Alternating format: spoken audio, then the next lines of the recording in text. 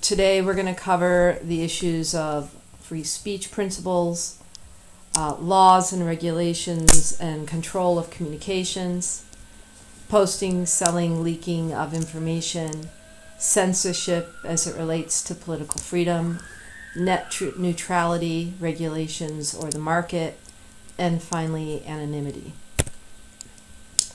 So first up, we're going to discuss controlling communications. We're going to begin with talking about free speech principles and then also discuss various laws and regulations. So the First Amendment to the U.S. Constitution is what gives us our beginning rights in the United States regarding the issue of freedom of speech. And it specifically says, Congress shall make no law respecting an establishment or religion or prohibiting the free exercise thereof, or abridging the freedom of speech or of the press, or of the right of the people peaceably to assemble and to petition the government for a redress of grievances. So in that, specifically, you see highlighted the idea of abridging the freedom of speech or of the press, which basically means not allowing the constraint of freedom of speech or of the press. And this is one of the more famous amendments to the United States Constitution, famous both in and outside of the United States, and is really a foundational amendment and an identity, so to speak, of the United States, is that we have free press and free speech is allowed. So free speech covers both spoken and written words. It also covers picture and art and other forms of expression of ideas and opinions. And it really is about restricting the power of the government, not of individuals and private businesses, as we've seen in the First Amendment. So publishers do have freedoms. For example, they don't have to publish material they consider offensive, poorly written, or unlikely to appeal to their customers for any reason. So rejecting or editing by a publisher is not considered violation of the writer's First Amendment rights. Their right is to take it somewhere else for publication. Similarly, websites, search engine companies, magazines can decline specific advertisements if they choose. That does, again, not violate their advertisers' freedom of speech. So regulations regarding communications and media, of course, starts with the First Amendment that we've seen here, but extends beyond that. The First Amendment has really support, as you'll see in following court cases, as well as additional acts and laws, most strongly for print media. And then more recently, we see the addition of broadcast media and the creation of the Federal Communications Commission as the regulating body with regards to that, which is not just broadcast in the sense of radio and video, but also includes internet. So more recently, one of the important laws that have passed is called the Telecommunications Act of 1996. And this basically changed the regulatory structure and removed artificial legal divisions of service areas and restrictions on services that telephone companies can provide. It also stipulates that no provider or user of an interactive computer service shall be treated as a publisher of any information provided by another content or information provider. Of course, this was published in 1996. The internet and the web were around, or the beginnings of the web were around. But if you take a look at just some of the items mentioned in the Telecommunications Act, a payphone is mentioned 18 times compared to the internet 11.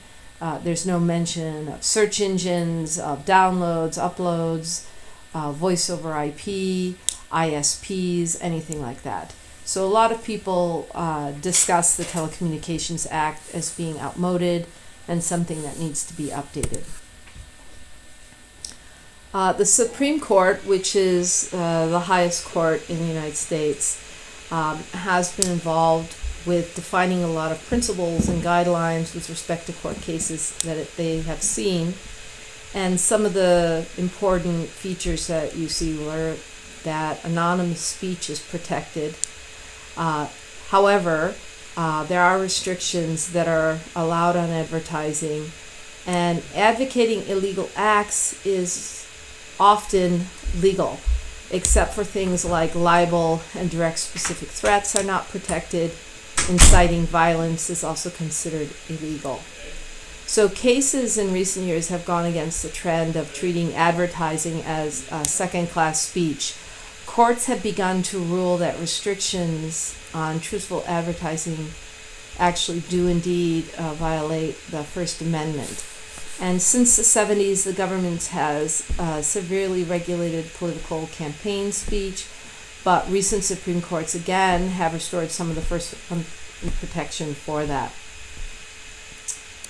And there have been some serious attempts to limit or prohibit anonymity on the internet over the years. One thing related to freedom of speech that there are certainly a lot of opponents to is offensive speech. And so the answer to what offensive speech is really depends on you and your opinion. There isn't actually a legal definition for it. There are lots of efforts to censor the internet, as you've seen also censoring other kinds of media, video, and audio. There's certainly a big focus on children and censorship and sexually explicit material. So the state of Georgia, here's an example, tried to ban pictures of marijuana from the internet. In the past, a doctor argued for regulating medical discussions on the net so that people would not get bad advice. So the Chinese government restricts reporting of emergencies and how the government handles them. The French government approved a law banning anyone except professional journalists from recording or distributing videos of acts of violence. So you can see there's a whole range of companies that are involved in countries that are involved in the idea of defining and limiting offensive speech. All right. Obscenity is a kind of offensive speech, and in the United States, it actually has already been defined as illegal. It's controlled by the FCC, and obscenity involves things like depicting sexual acts that are against state or federal laws, and these things are considered illegal. So the First Amendment does not protect obscenity, but how do you really know or determine if something is obscene? For example, the 1973 Supreme Court case of Miller versus California had a decision that established a 3-part guideline for determining whether material is obscene under law. And the second point says the application of community standards. It was a compromise intended to avoid the problem of setting a national standard of obscenity in so large and diverse a country. Thus, small conservative or religious towns could restrict pornography to a great extent compared to maybe a cosmopolitan urban area. The Communications Decency Act, this is related again to obscenity, was passed in 1996. This focused on children in part to avoid conflicts with the First Amendment. It made it a crime to make available to anyone under 18 obscene or indecent communications information. It was later found to be unconstitutional, saying that the worst material, basically threatening children, was already illegal, that the actual act was actually too vague and too broad, and it didn't really help with accomplishing the goal of protecting children. So they suggested during the time when it was revoked that some of the newer filtering software was a better way to assist with this issue. However, the Child Online Protection Act of 1998 was passed, and it says that it's a federal crime for commercial websites to make available to minors harmful materials using FCC standards. It also was found again to be unconstitutional for the same fundamental reasons of it being too broad and kind of adhering to the most conservative morals inside our country.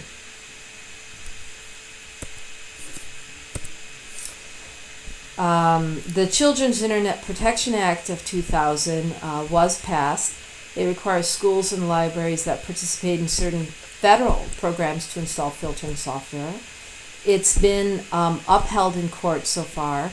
It does not violate the First Amendment since it does not require the use of filters or impose, since it does not require in general the use of filters, impose jail or fines. It sets basically a condition for the receipt of federal funds. So it's not that you will be fined or put in jail if you don't use those filters, but rather you won't receive funding. So that was considered not a violation of First Amendment rights. Video games is an area especially related to violence, but also obscenity, that has been separately and actively pursued in various court cases. There was a California law that banned the sale or rental of violent video games to minors that in 2011 the Supreme Court of California ruled to violate the First Amendment right. And so some people argue that the interactivity of video games has a much more powerful impact on children than passively watching television or reading a violent story. I think that, personally, I think that's arguably true. Others point out that children have played at killing each other for generations, but does falling down dead on grass compare to repeated explosions of gore in a video game? I would say no, those are obviously not the same thing, but does that therefore mean we should legislate that? The California Supreme Court ruled that basically no, that this is not something that should be legislated, and they suggested again the use of filters. So just a real quick definition of filters. I think you all know what those are, but you can install them on each device or computer machine. It blocks sites with specific words, phrases, or images. There's various parental control levels that can be set for sex and violence, depending, of course, on the tool. It can be updated frequently, but may still screen out too much or too little. It's really not possible to eliminate everything. And of course, then there's the question also, these companies are providing this, so parents can choose to purchase that. And what should or shouldn't be blocked is a really good question. Another solution besides filters for children is the idea of policies, so self-governing policies. A good example of that is the video game industry, again, that has developed their own rating system that helps indicate for parents the amount of sex, profanity, and violence in the game. And here you can see a picture that shows these ratings. As a parent that has children, I will say that I'm really surprised at the level of violence in some of these games that are classified as, for example, teen games, and maturity, of course, depending on the game, but the games that are violent are pretty extremely violent that are out there. It seems to be the nature of the industry So there's a huge jump from or E10 plus to teen, and a significant huge jump from teen to maturity level. Of course, child pornography is a big issue, a terrible thing on the internet, and it includes pictures, videos, stories of minors engaging in sexually explicit conduct. Production is illegal because it is considered the abuse of children, not necessarily its effect on the viewer. Congress extended the law against child pornography to actually include virtual child pornography, and interestingly enough, the Supreme Court ruled that this violated the First Amendment, that extension, and it was revoked. Sexting is the idea of explicit texting with photos using cell phones or social media. It is considered child pornography if the subject is under 18, even if this is between two people under 18. So this is something that young people, teenagers, 16-year-olds, 17-year-olds don't really realize. And so it is considered the possession of child pornography. Some states have revised their laws that if both are minors, it's made it a misdemeanor rather than a felony to have like a photo of someone of a similar age. Spam. So spam is basically unsolicited bulk email. Often it's commercial advertisement. There are free speech issues related to this. It imposes a cost on others not protected by free speech. Spam filters do not violate free speech. You get to choose whether or not you want to listen to someone. Just because they have the right to talk doesn't mean that you have to listen. And so that is, in essence, in technology, the same thing, having a spam filter. There are actually some anti-spam laws that have come across in the United States and other countries and within various states. Controlling the assault of non-solicited pornography, for example, and the Marketing Act, which is called the Can-Spam Act, is one such thing. It targets commercial spam, but it's criticized for not banning all spam. It's kind of focused on pornography, and in a sense, by doing that, kind of legitimizing commercial spam. As with all of our lectures, we have a series of questions that I'm going to ask you. You can pause the video and write down the questions and your answers. I will be asking you to post them on our Blackboard discussion board in the appropriate place.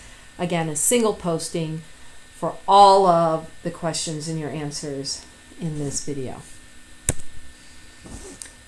So, leaking information, posting, selling information is an issue related to censorship and free speech. Do search engines have a social or ethical obligation to provide complete search results to all queries, right? Can they be selective, right? They're basically selling particular information. Do they have a social or ethical obligation to omit very offensive sites from search results? People should consider potential risks of posting material. They should consider unintended readers or users and should consider ways to prevent access by them. Okay, leaks is basically leaked information, oftentimes by hacking, but in some cases people are purposely leaking information that they have access to. Potentially they don't own it in all of those cases. So generally the leaking of that information is illegal, or at least against the policies of the owners. And it does involve freedom of speech and press. And I will say that there is no legitimate reason to steal files if you don't own them. you do not have the right to leak or publish them, period. And that, of course, would have to be pursued in a court of law. Some very famous, recent examples of leaks is WikiLeaks and ClimateGate. WikiLeaks, their previous page had a link, you can follow it. But basically, it was the release of U.S. military documents related to the wars in Iraq and Afghanistan, including videos of shooting incidents. And while that obviously seems completely illegal, the question that people really talked about with regards to WikiLeaks is the following. When you have a controversial, like in this case, a long, costly war, does the public have the right to see internal reports and vivid video that can inform their debate about continuing the war or policies regarding that? And many people, or a number of people, will say that yes, and they supported what happened with regards to the WikiLeaks, and others said no. So this is something that you need to think about. I think it's not arguable that it was illegal, the posting of it, since the information was not owned by the person who posted it, but rather we're talking about the ethics here. So WikiLeaks released a large set of confidential, also diplomatic information that had discussions even of personalities of foreign leaders, not just things related to the war. ClimateGate is another example. These were emails leaked in 2009 and 11 that showed researchers at the University of East Anglia, this is in the UK, pursued a variety of methods to deny access to their temperature data by scientists who question basically aspects of global warming. And it basically describes efforts to stop scientific journals from publishing papers by scientists who are considered skeptics about global warming. So the finding that happened at the result by the British government and other groups was basically that it didn't show scientific misconduct, meaning the research and information that was there was not incorrect, it wasn't fraudulent, but that the research center had actually broken Britain's Freedom of Information Act because they would not release the information. And the reports basically criticized the procedures of the research group. And so here's a little funny kind of cartoon regarding that. So what do you think? Is it important for the public to know what is in the emails? What criteria would you argue for or against these leaks? When evaluating ethics of leaking documents on political or highly politicized issues like climate change, it can be really difficult to make judgments that are independent of your own viewpoint. So people who believe in climate change might think, yeah, we don't want to ever allow anyone else to have access to it because we don't want them to use it in any negative way against us. But I would say if this is government funded and they were required to release this information, then it was incorrect, right? It was fraudulent in a sense, certainly against their own communication acts. Censorship and political freedom. So here's a little quote, which is an excerpt from the Taliban edict banning internet use in Afghanistan in 2001. The Office of Communications is ordered to find ways to ensure that the use of the internet becomes impossible. The Ministry for the Promotion of Virtue and Prevention of Vice is obliged to monitor the order and punish violators. So censorship on the net is certainly an issue, particularly, it is an issue somewhat in the United States too, but we tend to have really the richest freedoms when you compare to most of the world. It really is a big issue, in a number of countries. And here's a little chart. This is not my chart. This is provided by the URL that you're seeing down here. And it kind of shows some of the internet censorship, at least kind of the reasoning behind that, to maintain national security versus traditional social values versus political stability. And you see some of the countries that are involved, sometimes for all three reasons, in doing censorship, maybe blocking access to various sites, blocking sending of information out of the country or to other particular countries, for example. So other nations, as we saw in that chart, are really looking at limiting the flow of information. Some countries are completely ban all certain types of access on the internet. There are certainly very creative ways that people in those countries have gotten around that. Satellite access, going through other countries to gain access to the internet are some of the many ways that people have looked at trying to get around those issues. A few little tidbits of examples. Email and fax machines actually played a significant role in the collapse of the Soviet Union and the democracy demonstrations in China's Tiananmen Square that were really famous. We all saw videos of people being punished. The Arab Spring in 2011, Facebook and cell phones were key tools. Dissidents in various countries use Skype to communicate. Some countries have tried to subvert or to ban Skype as a result. Other countries, government agents can use social media to basically pretend to be dissidents to try to attract others and entrap them, basically. So one question that some people criticize some of the American companies is doing business in internet-controlled countries, right? Like the previous ones we mentioned. Does it support this kind of oppression, this restriction or elimination of freedom of speech, or not? And so one of the things that companies will argue is that we're just complying with local laws, and so we're adhering to the laws there.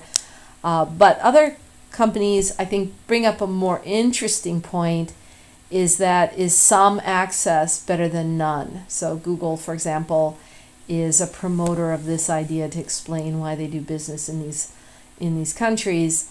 I personally think that companies are totally interested, for the most part, in making money and are not looking at trying to promote freedom of speech. I mean, there's probably rare exceptions, but I do think that this last point has some merit. If they can provide some access and how that can kind of leak through and provide some level of freedom of speech is an interesting point. So again, you can pause the video. Again, one posting for all of the answers to these questions on our discussion board. There are regulations regarding political campaigns in cyberspace. The Bipartisan Campaign Reform Act of 2002 is an example of that. It prohibits corporations, unions, and other organizations for paying for ads that show a candidate's name or face close to the election. The Federal Election Commission, the FEC in the United States, administers election laws, and it further has restrictions with regards to political campaigns within the United States. Our next topic is net neutrality and whether or not we should have regulations or the market.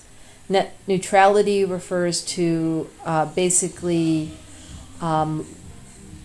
various restrictions on how telephone and cable companies interact with their broadband customers and set fees for services.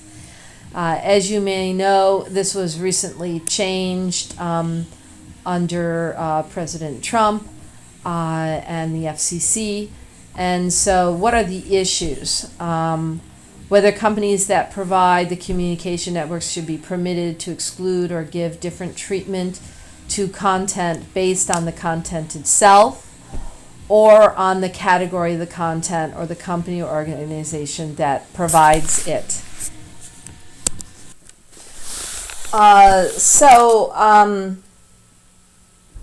Should companies be permitted to exclude or give different treatment based on content or based on who the provider of that content is or the recipient? The latter is sometimes, as shown in the right hand of that picture, is called a tiered service lane. So the FCC, as I mentioned, did revoke net neutrality. Some of the cons that people are worried about is that customers must now pay for equal service to other customers. Startups, and I think this is arguably the biggest issue, it's the issue I'm most concerned about, frankly, will not have access or be able to afford the same level of internet as big companies, and how that's going to really impact entrepreneurialism and new inventions. But interestingly, even large companies are complaining about the idea because they're basically worried that they're going to have to pay higher rates than the actual internet service providers like Verizon, Comcast.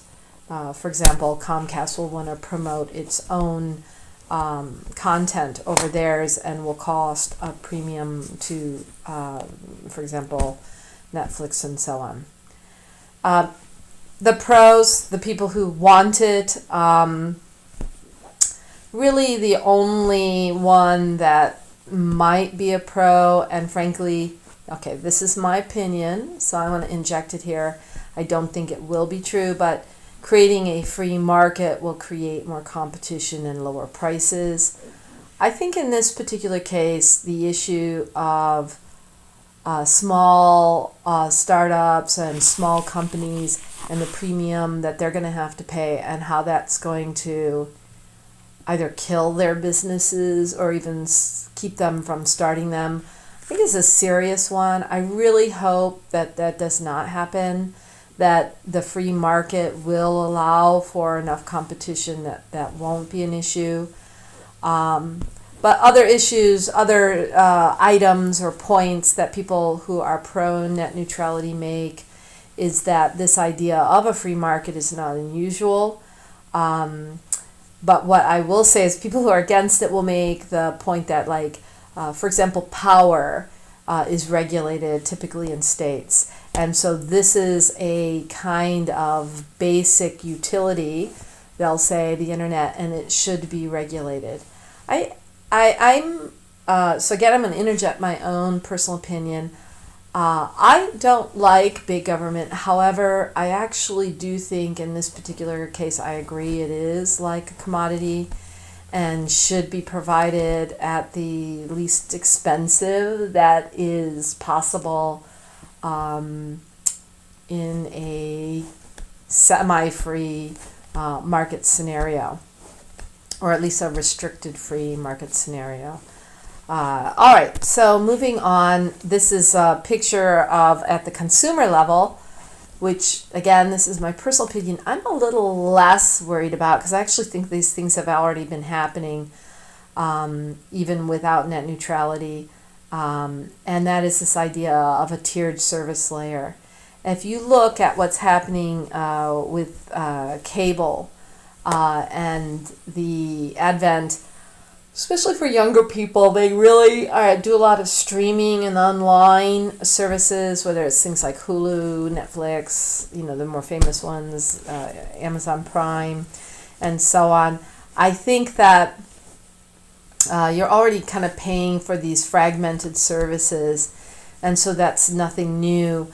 But what we're talking about here is the actual telephone company is going to charge you extra, not for the subscription of Netflix and Amazon, but just to play that content over other content. So you see some things might be free, they might have some special kind of business deal with those particular companies, and other features can have varying prices, sometimes double.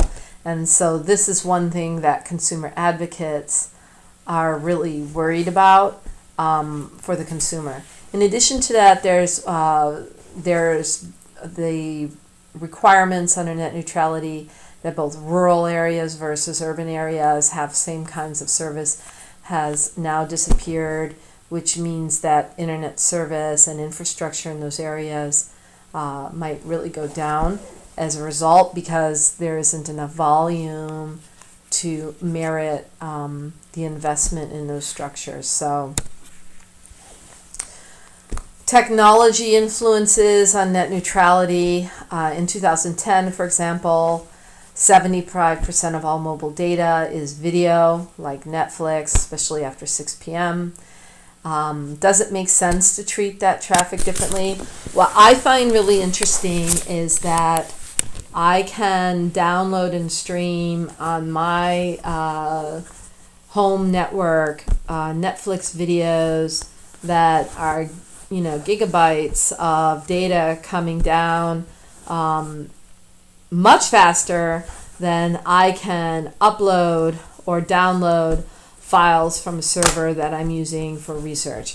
So I suspect that there has already, and this is prior to net neutrality going away, been some preferences going on in terms of the kind of traffic.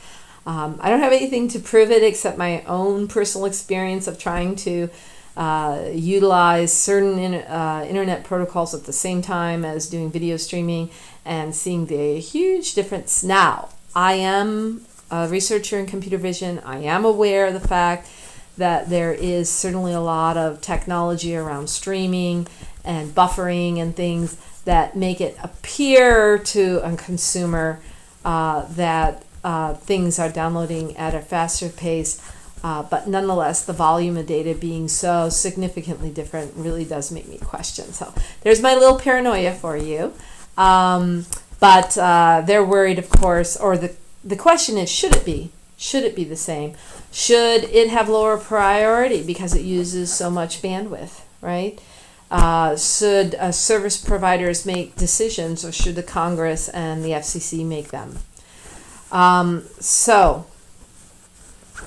another thing regarding technology influence and actually talking about streaming is there are ways to optimize for any particular kind of data that you're delivering across the network, the delivery of it, so that the recipient, whether that's a viewer in the case of video, or if you're using data in an application, can seamlessly do it. And of course that involves new research, new design, but that's something going on.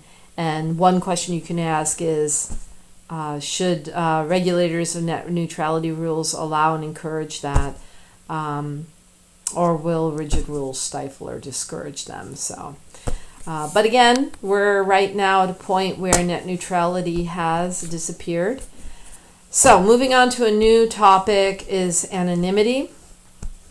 Anonymity is the idea of not having your identity be known in postings, this kind of thing. And so what's great about anonymity is it can allow for expression of opinions without repercussions. It potentially, as a result of that, can fuel creativity and authentic sharing of information.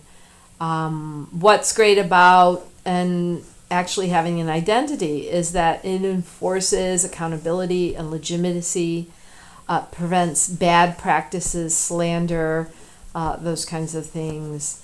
And then, of course, there's this idea that you know that you have credit, which I think is a minor thing, for the items that you've produced.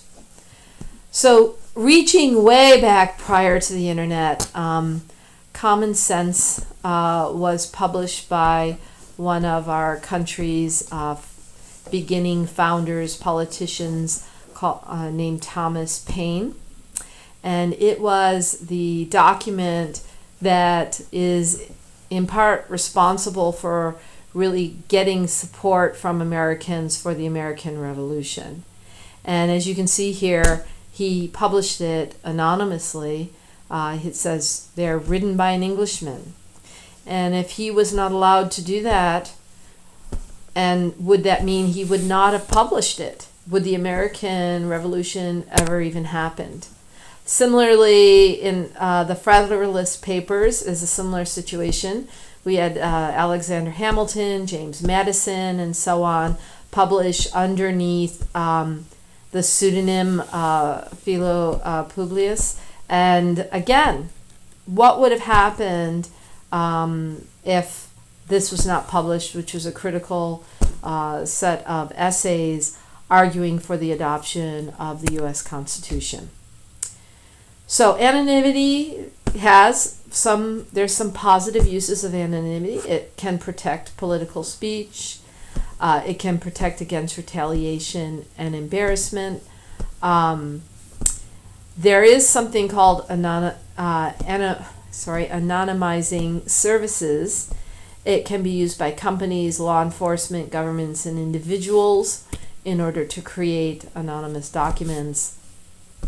Anonymizers typically are done through email. Business, for example, might want to keep its research and planning about a new project or product secret from competitors. And if they can get logs of websites that a company visit, they might be able to figure out what the company is planning. But if the emails can be anonymized, then that wouldn't happen, potentially. Anonymous web surfing aids law enforcement investigations. So, for example, an agent might suspect a site for child pornography or terrorist information or copyright infringement, whatever. If they visit the site from their department computers, then they might be blocked or see an alternative information that's not illegal. So if you can anonymize your or alter your IP address, then they would be able to proceed. There are, of course, negative uses of anonymity. It can protect criminal and antisocial activities. It can aid in fraud, harassment, extortion, distribution of child pornography, theft, copyright infringement, and it masks also illegal surveillance by government agencies. In addition to that, there's the whole idea of anonymous reviews, which we see at many websites. It's possible to do, and they're basically fake reviews, maybe made by the producer of the product or the author, etc. There have been some new legal efforts in the United States and European countries working on laws that require the ISPs to maintain records of the true identity of each user and maintain those for potential use in criminal investigations. So again, you can pause the video here, write down the questions, and again, a single posting for all questions in this lecture to the discussion board. And that's the end of our lecture. Thank you.